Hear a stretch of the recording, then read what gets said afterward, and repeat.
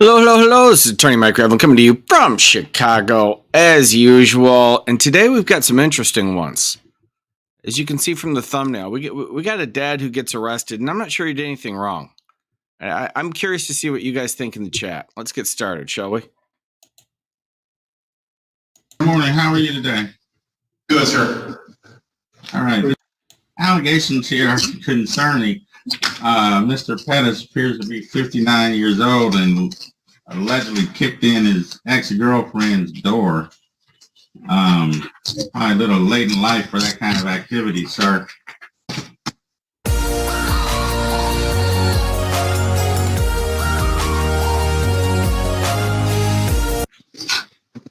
Good morning, Your Honor. Good morning. How are you today? Good, sir. All right. This would be case 8223-708-551, State of Michigan versus Travis Charles Lepetsky. And Detective, what your name for the record, please? Sergeant Jonathan Smith. And do you swear or affirm the testimony you'll provide in this matter will be true? I do. And are you testifying from personal knowledge or from an investigative report? From a report, sir. Thank you. Feel free to proceed. Okay. On April 21st, 2023 at 4:29 p.m., Officer Gruber and other units were dispatched to 27144 Wyatt Avenue in Brownstown Township, Wayne County, State of Michigan, reference a domestic disturbance at the residence. Upon arrival, father and son, Travis Charles Lepetsky and Travis James Lepetsky, were located in the front yard. Officer Gruber spoke with both of them. The alleged victim, Travis James Lepetsky, advised Officer Gruber that he locked his father out of the house, and in turn, Travis Charles Lepetsky kicked the door into the residence. The victim advised Officer Gruber that the defendant then got in his face, started yelling at him, and then headbutted the victim on the right side of the face. The victim stated he then walked outside and called the police. Officer Gruber did not observe. Okay, I already messed this up. I'm going to have to change my title. I thought that the son kicked in the door. It looks like the son locked his father out of the house and dad kicked in the door. Nonetheless, it's provocative either way. If the son either kicked in the door or locked his father out, it's a pretty provocative move. Any injuries to the victim. Officer Gruber also noticed damage to the side door. Officer Gruber spoke with the defendant, who advised that his son locked the door to the residence, which he admitted to kicking in to gain entry, and that he started arguing with the victim. The defendant denied ever touching the victim. The defendant was then arrested for domestic violence and transported to the Brownstown Police Department. The defendant and victim reportedly lived together at 27144 Wyatt Avenue in Brownstown Township. Okay, so just if we're keeping score here, they live together in the house. It's the family house. I don't know. I grew up in a different era, back when dinosaurs roamed the earth. But if I locked my father out of our house, there'd be repercussions. Thank you. Complainant is the son, is that correct? Yes. And Detective, how old is the son? The son is, bear with me. Looks like 19. Yes, Your Honor. I do find probable cause to sign the warrant. And Mr. Lepetsky, your name for the record, please. Travis Charles I didn't think anything about this was funny, but you guys always find a way. Lepetsky. Thank you, counsel.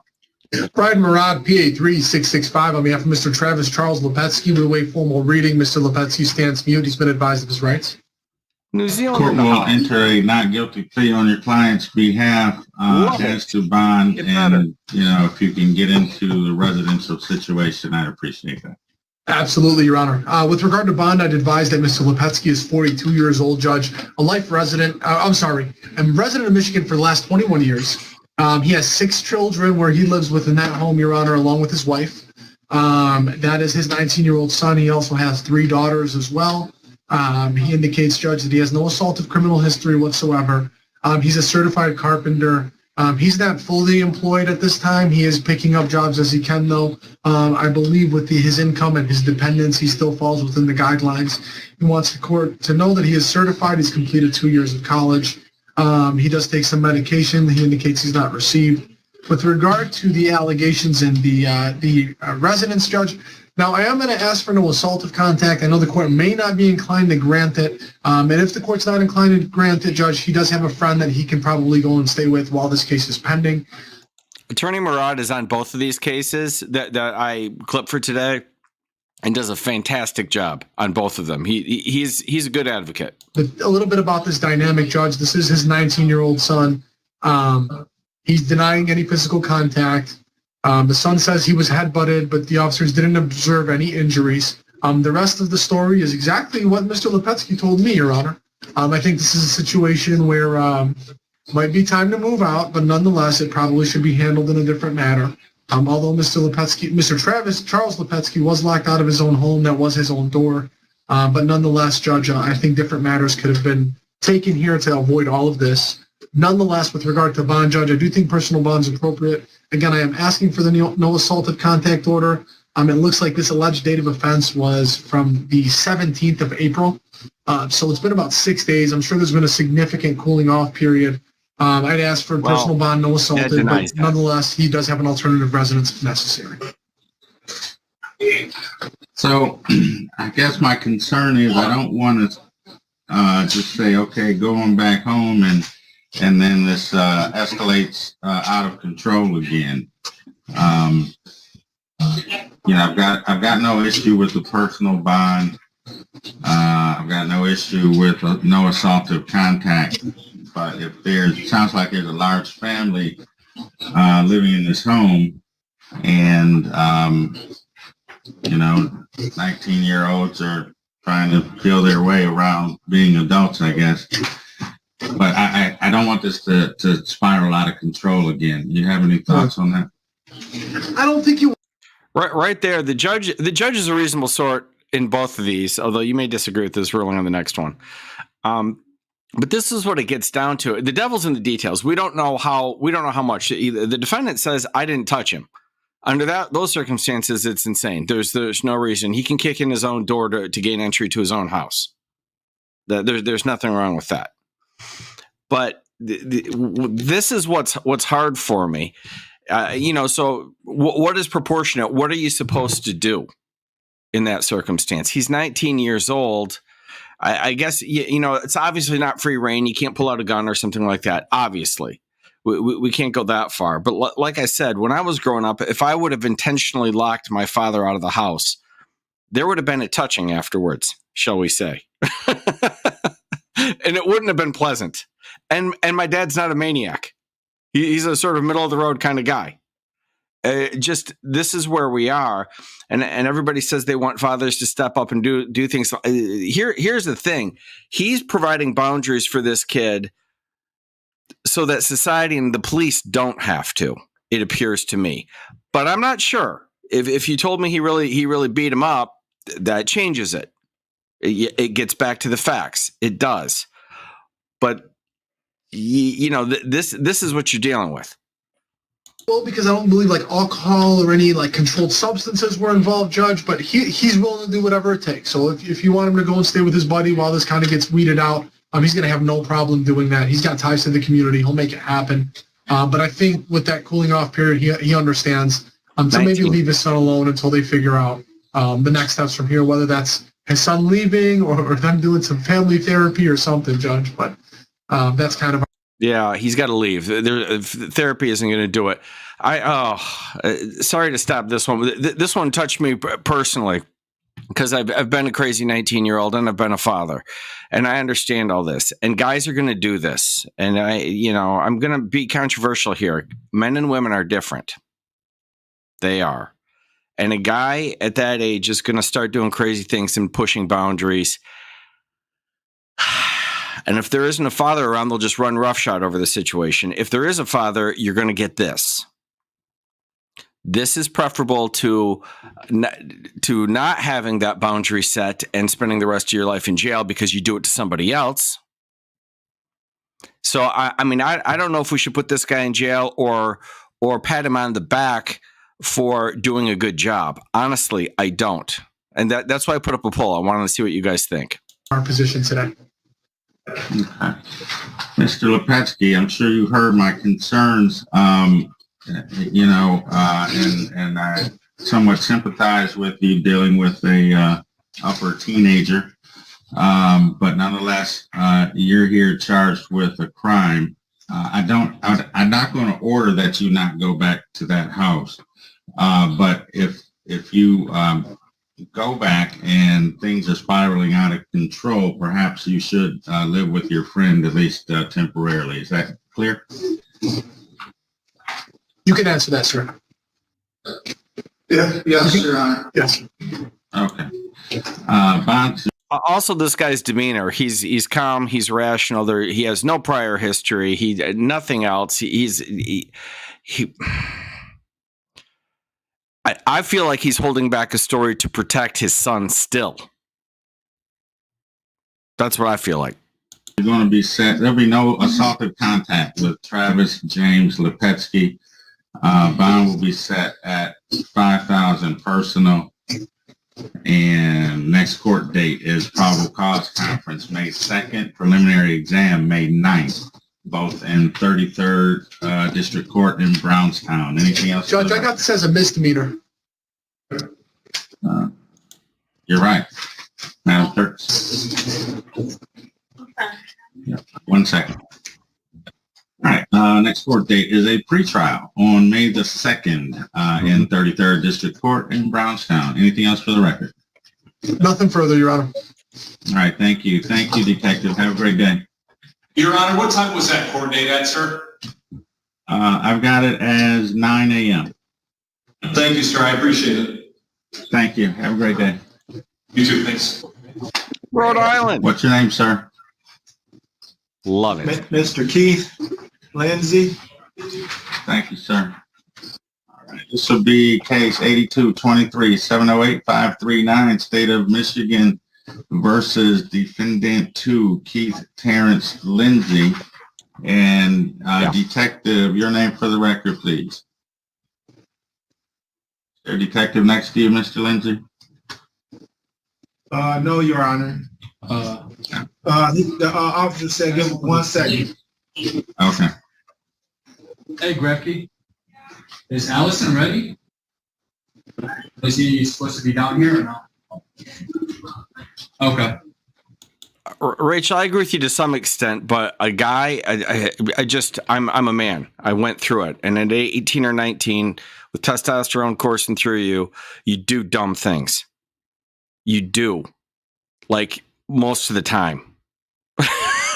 The only reason why this very scenario did not happen in my life is that at 19 years old, I was kicking around Ann Arbor pretending to learn something. That's it. But I also knew my father wouldn't stand for it. I knew it. I knew it in my soul. Go up front, see if Allison's up front.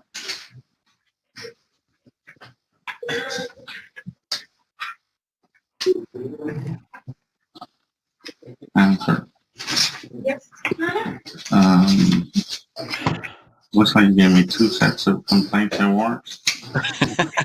Just a codependent on this matter, Judge. You go to the doctor, get all you need. Oh, okay. But for a complaint and warrant, I should only need 1 set, right? Good morning, Your Honor. Good morning, Detective. How are you? Good, sir. How are you? Doing good. You ready on the Simmons and Lindsay case? Yes, sir. All right. This will be case 82-23-708-539, State of Michigan versus Sylvester D. Simmons and Keith Terrence Lindsay. Your name for the record, Detective. Detective David Allison, City of Hamtramck. And do you swear or affirm the testimony you'll provide in this matter will be true? I do. And are you testifying from personal knowledge or from an investigative report? Investigative report, sir. Thank you. Feel free to proceed. Yes, sir. Thank you, Your Honor. On April 20th, 2023, at approximately 03:24 hours, Hamtramck police officers Hoxie, Tatro, Shehu, and Fay were dispatched to 5108 Emons in the city of Hamtramck. for a caller that stated there are multiple subjects surrounding the residence and they are all brandishing guns. Caller also advised that she was hiding in the basement. While en route, dispatch advised that the suspects were in a black van and a white van. Upon arrival, officers made contact with Shamika Ross. Shamika Ross stated that she and her sister, later identified as Maisha Ross, have not been getting along lately. Shamika stated that she called 911 earlier in the night due to a physical altercation that took place in front of the residence. Shamika stated that after the altercation took place, everyone left. Shamika stated that once she arrived back at 5108 Yeamans, she noticed people carrying guns looking through the window. She then observed them enter a black minivan described as a Chrysler Town & Country, later identified as a black 2014 Dodge Caravan, followed by a Lincoln. Officer Hoxie observed a black Dodge Grand Caravan bearing Michigan plate 2 Paul George Henry 18 pulling out of the north on-street parking of Yeamans across from 5108 Yeaman Street. Officer Hoxie observed the vehicle continue westbound Yeamans and make a right-hand turn onto northbound Buffalo from Yeamans. The caravan matched the description of the suspect vehicle. Officers Tatro and Hoxie continued to follow the Grand Caravan and observed multiple subjects inside the vehicle. The vehicle made a right-hand turn onto eastbound Kniff from Buffalo. Officer Hoxie then activated the overhead emergency lights and initiated a felony stop on the vehicle. At this time, utilizing the in-car PA system, Officer Hoxie gave loud verbal commands to the driver of the vehicle, who would later be identified as Keith Lindsay, to shut off the vehicle and place the keys on the ground. Lindsay complied, and Officer Hoxie then gave more loud verbal commands for him to exit the vehicle with his hands in the air. Lindsay complied with it and was eventually brought back to the front of the patrol vehicle. Lindsay was handcuffed behind his back by assisting officers and placed in the rear of the patrol vehicle. Officer Hoxie then ordered the other 3 occupants out one at a time from the vehicle. Officers then cleared the Grand Caravan and did not locate any other subjects. During a search of the Grand Caravan, Officer Tatro located an AK-style pistol, Century RAS 47, serial number Robert Adams Sam 47113093, underneath the 3rd row left passenger seat. He located the RAS 47 to be loaded with a magazine containing 28 steel-cased tool ammo, 7.62 by 39 rounds, along with 1 additional round in the chamber. He also located a Springfield XD45 serial number US 799824 underneath the front right passenger seat, loaded with a magazine containing 10 45 ACP rounds of miscellaneous brands, along with 1 45 ACP round in the chamber. Officer Tatro located a Ruger SR9 serial number 33630486 underneath the front right passenger seat, loaded with a magazine containing 10 9mm rounds of miscellaneous brands, along with 1 9mm round in the chamber. Officer Tatro also located a Ruger 1022 Charger serial number 715-20041 in the engine bay of the above listed Grand Caravan. I mean, I can't take that it's a Grand Caravan. We got a Grand Caravan loaded for bear here. This is funny to me. Side of a red canvas bag. Also inside the red canvas bag was a drum magazine for the Ruger 1022 containing 63 CCI 22 caliber hollow point rounds. Officer Tatro also located a clear plastic bag containing a white powdery substance approximately 2.5 inches in diameter underneath the driver's seat. Simmons, Davis, Lindsay, and Tyler Blackwell were all advised that they were all under arrest and transported back to the Hamtramck Police Department for processing. During processing, Officer Shehu located a broken glass pipe with suspected narcotic residue consistent with that of smoking crack cocaine in her left shirt pocket. A lean query on the above RAS 47, Springfield and Ruger 1022 yielded no record. A lean query of the Ruger SR9 revealed that the firearm was reported stolen out of St. Clair Shores PD on NIC G54575165. Officer Tatro field tested the white powdery substance for cocaine using a NARC kit at the Hamtramck Police Station. The test revealed a positive test for cocaine as the substance turned blue in color. I, Detective Allison, then weighed the suspected cocaine. The cocaine with packaging weighed 113.5 grams. Due to the cocaine being in a clear plastic baggie that had a hole in it, the suspected cocaine was then placed in another clear plastic baggie. That plastic bag weighed 5.3 grams, so the total weight of suspected cocaine with packaging it was found in is 108.2 grams. Detective Gonzalez ran each individual for in lien for a concealed weapons permit. All failed to possess a valid concealed weapon permit at this time. On April 21st, 2023, I interviewed Sylvester Simmons, Keith Lindsay, Terrence Davis, and Lauren Tyler Blackwell individually. All were read their constitutional rights, stated they understood their rights, and all agreed to speak to me. During my interview with Simmons, he stated he went over to Lindsay's house after work and had a drink. A short time later, his cousin Davis came over. Simmons stated Davis's brother, a guy named Latham, had called him, so Davis and Simmons went over to Latham's house. Simmons stated that when he tried starting his car to leave Latham's house, it didn't start, so he called Lindsay. When Lindsay showed up, he got in the van behind the driver in the third row, and Davis was sitting on the passenger side in the third row. He stated Lindsay was driving, and the female he was with was in the front passenger seat. When they pulled off, the police stopped them. Yep, ballers on a budget. They've got themselves a nice, sensible Grand Caravan for their stolen weapons and their pile of coke.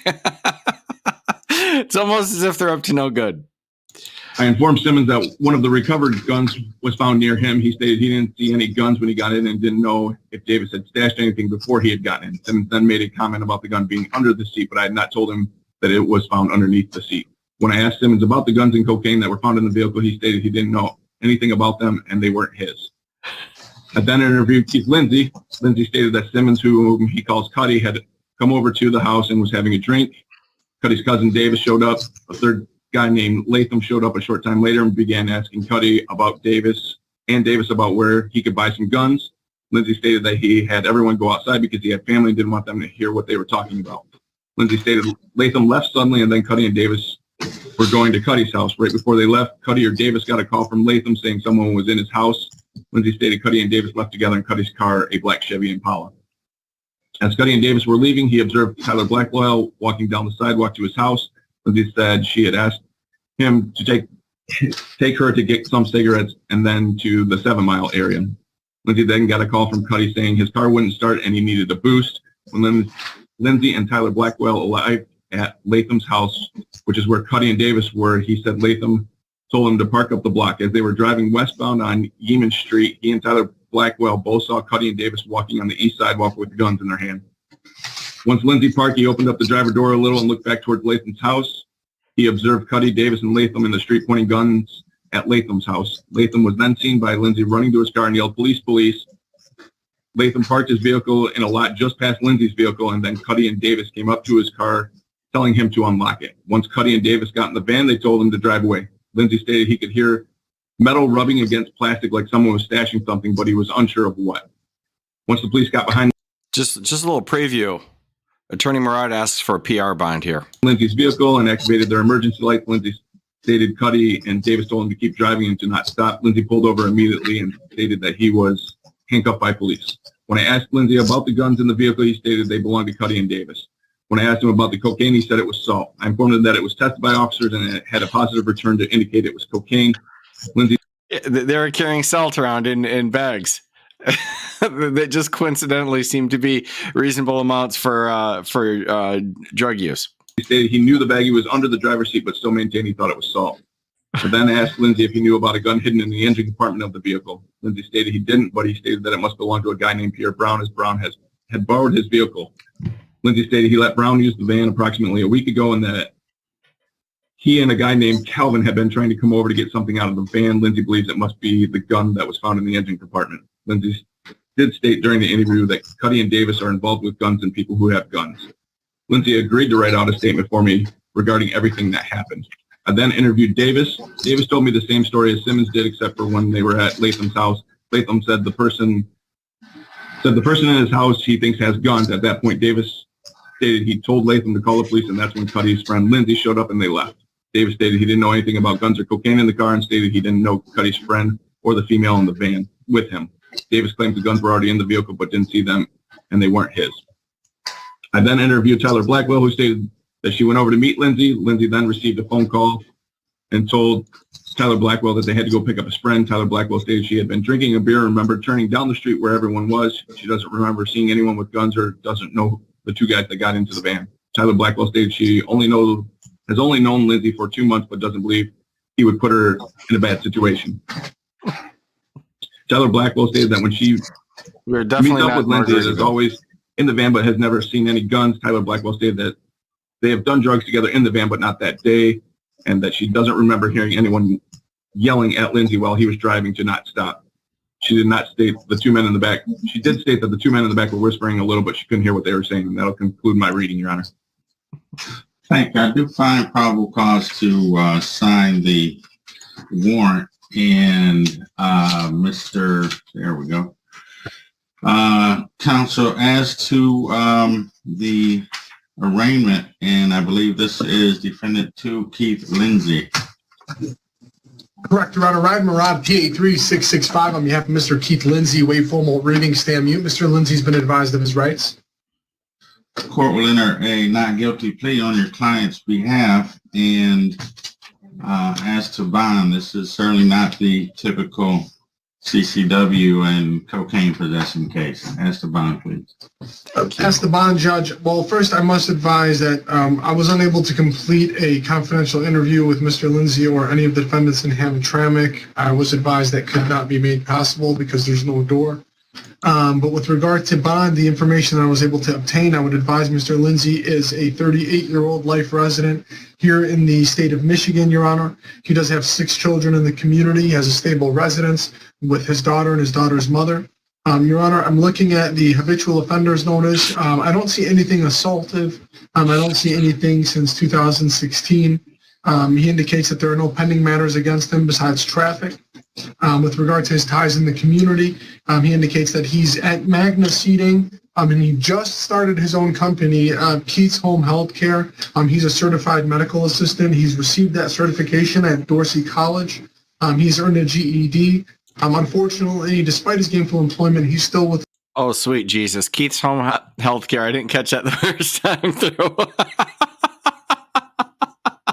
Lord help anybody who hires Keith's Home Healthcare. In the poverty guidelines, Your Honor, that although there was a lengthy PCH, there were some bits of the beginning that I picked up on, and that was with regard to Mr. Lindsay's compliance upon his arrest.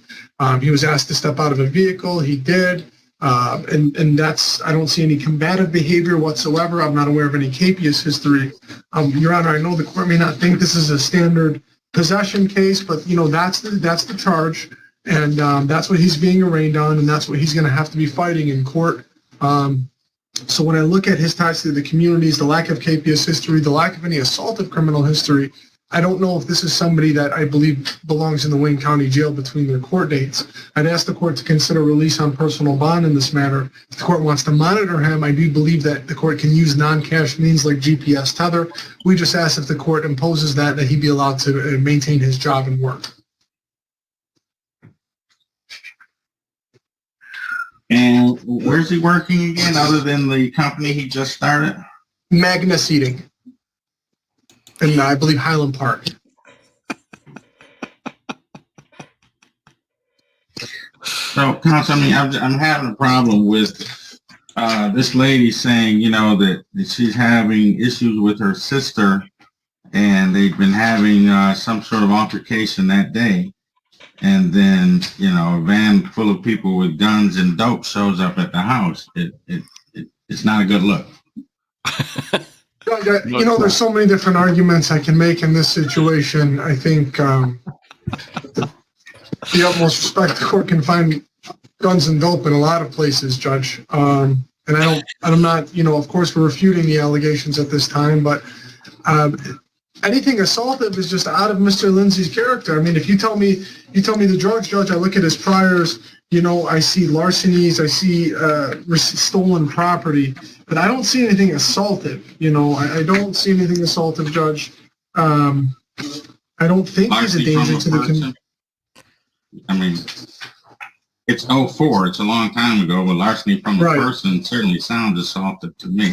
I think so. That would be the unarmed robbery would be the assaultive provision if that was charged that way. But nonetheless, Your Honor, I mean, like the court said, that's about 19 years ago. I can't respond to. Hey, what's an old robbery between friends? Come on. What's not charged or what at this point I would have to say is hearsay. I know the court can consider it for bond, but I don't know that there's been an establishment of any probable cause on those allegations, Your Honor. So I don't want to dive into something that may not even be something. But I can tell you this, if when it comes to missing court, we don't have any history. When it comes to hurting people or assaulting people, we don't have any history. You know, we can argue the 2004 one, Judge, but I think the imminent apprehension of fear is missing from the statute of MCL 750.357. But nonetheless, Your Honor, I would just ask the court. Oh, Murad is making actually a fantastic legal argument here. The judge hates it, but it makes legal sense. You'll see. He just struggles with it. To consider a reasonable bond here, if not personal, and the court can tether him. There's always use of a tether that the court can always use. The court can place as many restrictions and or curfews that the court would like, and even make prohibited areas. So if there's a party that, you know, a non-party really to this case that has some concerns, I wouldn't object to a no contact order with that non-party, and I wouldn't object to a no contact order with their address. And if the court wants to go as far as using a GPS tether to ensure of that, I wouldn't object to that either. I just don't want Mr. Lindsay to sit in jail on really what's a non-assaultive case with no KPS history and no assaultive criminal history on it. All right, Mr. Lindsay, while this case is pending, sir, you're to have you're not to possess a gun or any other dangerous weapon. Additionally, you're to have no contact with the complaining witness in this matter or the 911 caller in this matter, Ms. Ross. Yes, Your Honor. Put you on a GPS tether.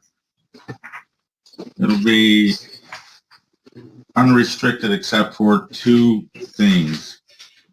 You cannot, as I said, go to the Yemen Street address, and you'll have a curfew of, Counsel, what hours does he work at the? Mr. Lindsay, I'm going to defer to you. You're only going to answer this question. You're only going to say the hour that you finish work and how long it takes you to get back from work. I'm only talking about the Magnus eating child. Well, sometimes the shift varies because I work, well, they call it the graveyard shift. My shift starts at 4. Well, I be there at 4:45. I punch in early at 5. And sometimes I work from 5 to 5. And some days they let me off early. So in between that time, the 12 hours. So 5 p.m. to 5 a.m.? Yeah, more most of the time, yeah. If we backed up, it depends on when Jay not downtown. Okay, that's it. That's it. Okay. Okay, so if he works 5 p.m. to 5 a.m., then the tether curfew will be 6 a.m. to 4 p.m. And can you also put except work on there, Judge? Mm-hmm. Thank you, Your Honor. What's his ability to post, Counsel? I have 0, Your Honor. He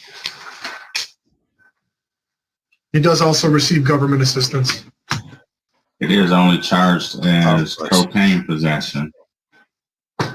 Indeed, it's charged as less than 25 grams when apparently there was 108 grams, which is a strikingly different amount. Just, I don't feel comfortable with it. Bond's going to be set at $10,000, 10%. Next court date is probable cause on May 4th. Preliminary exam May 11th, both in 31st District Court in Hamtramck. But wait, there's more. You see the problem here. He heard all that stuff from the report, but he is only charged with less than 25 grams possession. That's it. He doesn't have the gun charges. He doesn't have any other charges. That's what he's got. The judge is thinking, I'm buying the whole thing, but I've got to deal with the charge before me. Do we have Mr. Simmons available today? Judge, is there any way the court would consider the personal in this matter? Because he, I know he can't post that, and I don't want him to lose his job up at Magna Seating. I know he's got 6 kids that depend on him, family that lives with him.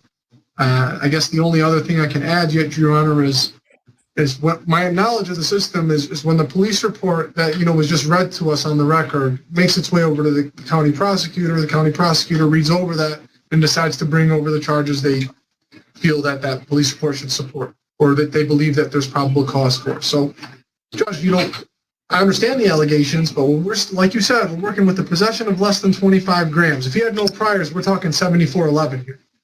So when I asked the court to keep that in consideration, it's a non-assaultive case where he doesn't miss court on. I would just hope with the tether restrictions and that curfew, the personal bond would be appropriate, Your Honor. Well, I mean, he is only charged with the coke. And he's the driver, right? And the other people are alleged to have hopped in the car. Is that the idea? Yes, Your Honor. Okay. All right. I'll give him a personal.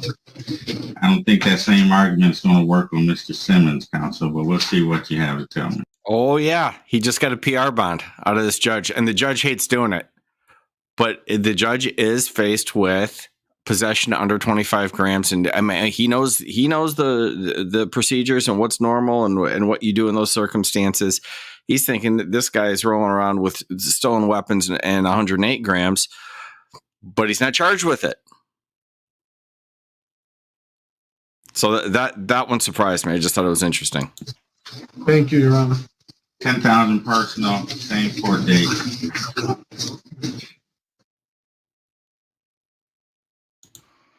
Well, there you have it. We just have two, I thought, interesting cases out of Wayne County. The first one with the dad, I watched that and I'm just like, I don't know, I could be wrong. If you told me that you've got proof that the dad really beat the hell out of him, of course. He's denying any contact whatsoever. If there's no contact, forget it. That case, in all likelihood, will be dismissed, is my guess. Unless there are some nasty facts that we're not seeing. Now, we're only hearing from the defense side. We didn't hear from a prosecutor today. But I think the police did that, and they went through with it mostly to separate them at the time, to be honest. So, that's interesting. That was an interesting case. And then this one I was watching and I thought, okay, what are we going to do with this guy? He's a low level, drug dealer is what he is. That much is clear to me from what's going on. If any of those allegations are true, that's what we appear to have on our hands. But the judge kind of has his hands tied. I mean, he could still order a bond, but even the first bond was only $10,000. This guy's gonna pay that. And the jobs, I'm not buying I'm not buying the heating air conditioning thing. He might have a job there, but it's a front. He's not working 12 hours a day every day. This is not happening. I don't believe it. I don't believe it. But at the end of the day, the judge is sitting there and Murad's doing a great job. He knows he's on shaky ground, but he has one damn good argument, which is this is the only charge. It's a simple possession on a small amount. So, don't be ringing my guy up on stuff he's not charged with. And that ultimately worked for the judge. And I understand why, even though he didn't like it. He didn't like it. He even changed his mind and reduced the bond. He first said 10,000 and then goes to a PR bond. I understand it. I understand it. I'd probably do something similar. I don't like it, but I don't want to hold a guy for stuff he's not charged with. It's that simple. All right. I thought those were interesting ones. Thank you all for coming out. I appreciate it. I'll see you soon.